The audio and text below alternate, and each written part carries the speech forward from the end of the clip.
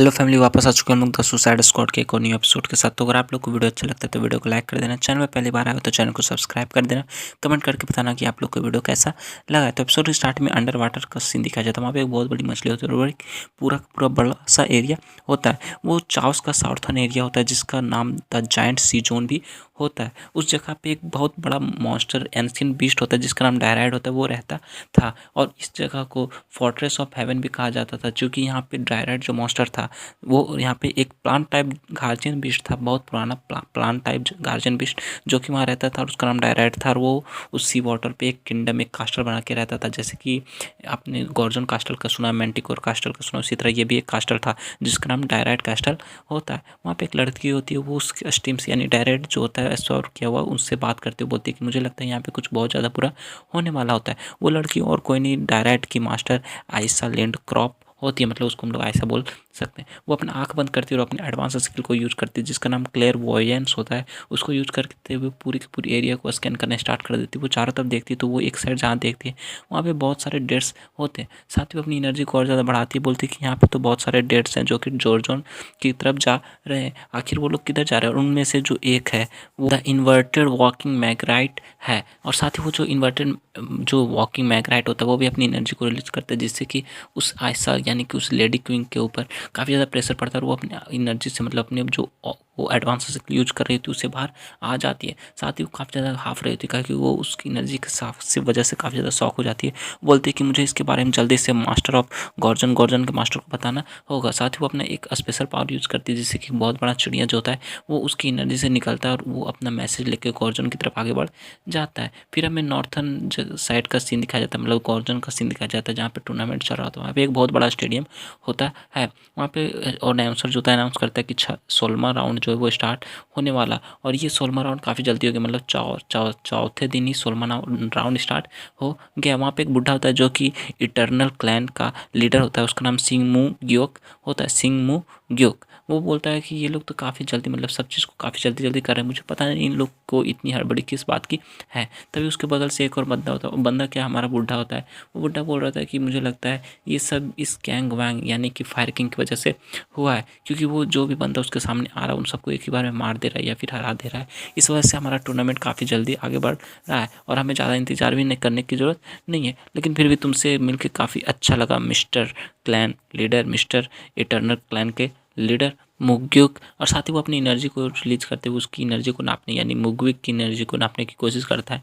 तो मुग्विक भी अपनी एनर्जी को रिलीज करके इस बुढ़े की एनर्जी को नाप रहा होता है। बुढ़ा बोलता है कि मुझे लगता है कि तुमने कुछ टाइम में, मतलब पिछले कुछ टाइमों में काफ़ी अच्छा प्रोग्रेस किया है। बोलता है कि हाँ तुमने भी काफ़ी अच्छा प्रोग्रेस किया बुढ़े। साथ ही बोलता है चलो ठीक है, ये तो काफ़ी, मतलब कि मेरे लिए भी काफ़ी शॉकिंग था कि तुम्हारा जैसा बंदा जिसको फाइटिंग इतनी ज़्यादा पसंद है वो इससे टूर्नामेंट में मतलब हिस्सा क्यों नहीं लिया था। बोलता है कि मुझे फाइटिंग बैटल ये सब पसंद है, लेकिन ये सब जो बिना मतलब का जो फाइट है टूर्नामेंट ये सब नहीं पसंद है। बुढ़ा बोलता है अच्छा ऐसी बात है, लेकिन अगर ये सब बात कैंग वांग ने सुन लिया तो वो काफ़ी ज़्यादा गुस्सा हो जाएगा और हो सकता है उसके बाद वो तुम्हारे ऊपर भी अटैक कर देगा। वहाँ फाइट का सीन दिखाते हैं, जो फायर किंग होता है वो काफ़ी रफ्तार के साथ अपने फायर एनर्जी को रिलीज करते हुए एक जोरदार स्लैश सामने की तरफ लगाता है। बोलता है कि अगर ये कनेक्ट हो गया तो ये जो सामने मेरे बंदा है वो कभी नहीं जिंदा बचेगा, वो तो मर ही जाएगा और मैं फाइट को जीत जाऊंगा। लेकिन तभी वो काफ़ी ज़्यादा शॉक हो जाता है क्योंकि उसका जो वो अटैक होता है वो मिस हो जाता है और वो जो बंदा होता है दूसरा इसके सामने वाला ओपोनेंट वो हवा में उड़ता है और हवा के नीचे उतरते हुए अपने डैगर, अपनी जो भी स्वॉर्ड होती है उसको लेते हुए सीधा फायर किंग के ऊपर अटैक कर देता है। वो सीधा नीचे आकर जमीन के साथ यानी कि फर्श के साथ टकराता है और वहाँ पे एक जोरदार ब्लास्ट होता है। उस ब्लास्ट के बाद वहाँ पे काफ़ी ज़्यादा धुआं हो जाता है। उस धुएं को हटने के बाद हमें दिखाता है फायर किंग नीचे ज़मीन पर लेटा हुआ है और वो निंजा टाइप का जो भी बंदा होता है वो अपनी स्वॉर्ड को, अपने जो डैगर होता है उसको फायर किंग के सामने किए हुए रहता है, मतलब वो जीत जाता है। पूरे स्टेडियम में हल्ला मच जाता है कि कैंग वैंग जो है वो हार गया है। इटर्नल क्लैन का जो लीडर है तो बोलता है कि ये तो डिवाइन लॉ है, ये औरत जो, ये जो लड़की जो पावर यूज कर रही है तो काफ़ी ज़्यादा जाना पहचाना लग रहा है, आखिर ये है कौन। बूढ़ा बोलता है कि हाँ मुझे भी लगता है ये जो एनर्जी यूज करी है, जो डिवाइन लॉ पावर यूज करी है, ये उस बंदे से रिलेटेड है।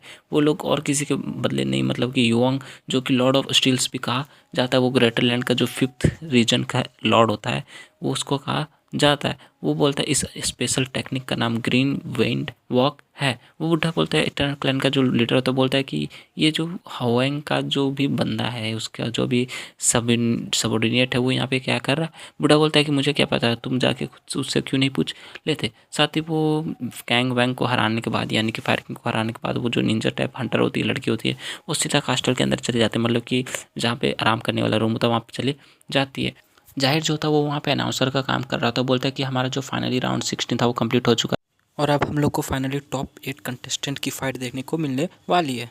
एटर्नल क्लैन का लीडर बोलता है कि ये लोग तो सीधा यहाँ पे मतलब कि 8 बंदे को एक साथ फाइट कराना चाहते हैं, आखिर इन लोग को इतनी ज़्यादा हड़बड़ी किस बात की। बुढ़ा बोलता है कि हमारा जो मास्टर है वो काफ़ी मतलब गुस्सैला है और उसे टाइम वेस्ट करना पसंद नहीं है। साथ ही दिखाता है स्टेज पे होता है जवान सामने की तरफ आ जाता है, जितने भी वहाँ पे ऑडियंस होते हैं वो काफ़ी ज़्यादा खुश होते हैं, चिल्लाते हुए बोलते हैं कि फाइनली हमारे क्लैन के लीडर, हमारे गॉर्जन कास्टर का किंग यहाँ पे आ चुका है। और वो लोग काफ़ी खुशी होते हैं, काफ़ी हल्ला मचा रहे होते हैं। और दूसरी तरफ से फिर बंदे चिल्लाने स्टार्ट कर देते हैं कि यहाँ पे तो एक और बंदा आ रहा है जो कि लीडर ऑफ डिसाइपल्स, एक क्लैन होता है लीडर ऑफ डिसाइपल्स, जिसका बंदा जेगेल मिंग होता है, वो उस क्लैन का लीडर होता है। वहाँ पे आ जाता है। सारे बंदे बात कर रहे होते हैं कि ये जो बंदा है हमारे सामने ये बेस्ट वॉरियर है चाओस का, इसके पास काफ़ी ज़्यादा दिमाग और काफ़ी ज़्यादा इंटेलिजेंट भी है। साथ ही ऊपर से बुढ़ा उसकी तरफ देख रहा होता है और सोच रहा होता है कि क्या ये बंदा जो है ये जवान के सामने टिक पाएगा। लेकिन नीचे से वो बंदा होता है वो भी बुढ़े की तरफ देखता है। ये देख के बुढ़ा काफ़ी ज़्यादा शौक हो जाता है, काफ़ी ज़्यादा गुस्सा हो जाता है। बोलता है कि ये जो बंदा है ये मेरी तरफ देख रहा है और बिना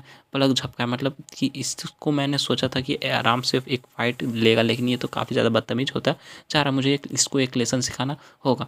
वो जो इटर्नल क्लैन का लीडर होता है बोलता है कि तुम्हें शांत रहना चाहिए, ये तो अभी भी 400 साल का है, तुम तो कहाँ 1000-1500 साल के, तुम्हें ऐसा गुस्सा नहीं करना चाहिए। साथ ही जवान स्टेज के ऊपर आ जाता है, अपना पीछे वाला क्लॉथ जो होता है उसे उतार देता है और फाइट करने के लिए रेडी हो जाता है। बुढ़ा बोलता है कि फाइनली यहाँ पे वो बंदा आ गया जो कि मेरी जगह पे, जिसको मैं मारना चाहता हूँ उसको ये मार डालेगा, ये मेरी जगह पे इससे मेरा बदला ले लेगा। जवान सामने स्टेज पे चला जाता है और वो बंदा उसके सामने होता है। वो बंदा उसको बोलता है कि मास्टर, मैंने आपके बारे में सुना था और आपके प्लान के बारे में सुना था, लेकिन फिर भी मुझे लगता है आपने जो भी ये सब प्लान बनाया ये पूरे का पूरा यूजलेस है। इटर्नल क्लैन का लीडर बोलता है कि क्या यही बंदा जो कि तुम्हारे सामने मतलब जवान के बारे में बोल रहा था, यही बंदा तुम्हारा न्यू गॉर्जन का कास्टल का किंग है।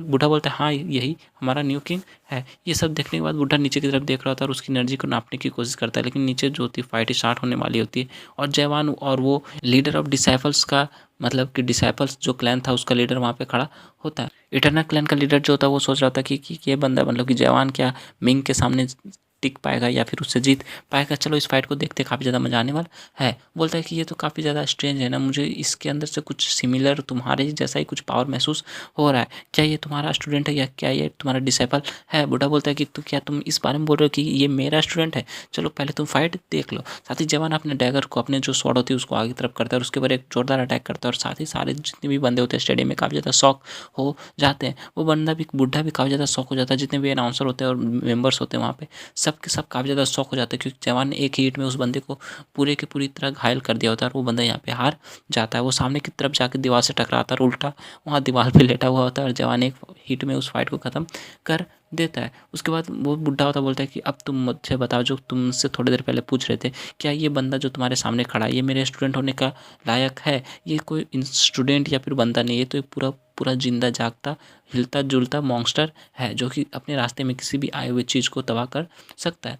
और इसी के साथ जो एपिसोड होता है ये एपिसोड खत्म हो जाता है। यहाँ पे हम लोग को जो यूरहान होता है वो कुछ बता रहा होता है कि ये जो फोर्ट्रेस है, जो भी यहाँ पे कास्टल्स है, वो टोटल उसमें 4 हैं और वो चारों कास्टल चारों अलग डायरेक्शन में फैले हुए हैं। पहला जो नॉर्थ में वो कॉर्जन है, ईस्ट में जो मैंटिकोर है, वेस्ट में जो है वो ड्रावड है और साउथ में गरुड़ा कास्टल है। और इन कास्टल को इसलिए बनाया गया था क्योंकि जितने भी यहाँ पे डेड्स होते हैं इस चाउस में वो सब आम बंदों पे अटैक करते हैं, इसलिए चाउस जितने भी कास्टल होते हैं उनके दीवार काफ़ी ज़्यादा हाईली प्रोटेक्टेड होते हैं और सारे बंदे उन जितने भी कास्टल के हाईली पावरफुल बंदे होते हैं उन सब दीवारों को प्रोटेक्ट करते हैं और किसी भी डेड को अंदर आने नहीं देते हैं। और इसी रीजन से जो तुम्हारा फोर्ट्रेस में वो फैला था, बीमारी फैला था, जिसमें चीफ की भी को वो बीमारी हो गया था, डेड होने का प्रोसेस स्टार्ट हो गया था। उस समय जाहिर आके उसे मारना चाहता था, क्योंकि अगर एक बार वो मर जाता तो डेड उस कास्टल के अंदर फैल जा। और तुम्हें ये पता होगा कि हर एक फोर्ट्रेस का एक मास्टर होता है, मतलब कि हर एक कास्टल का एक मास्टर होता है। जैसे कि अभी गॉर्जन का जायवान है और ड्रायड का वो आयसा है,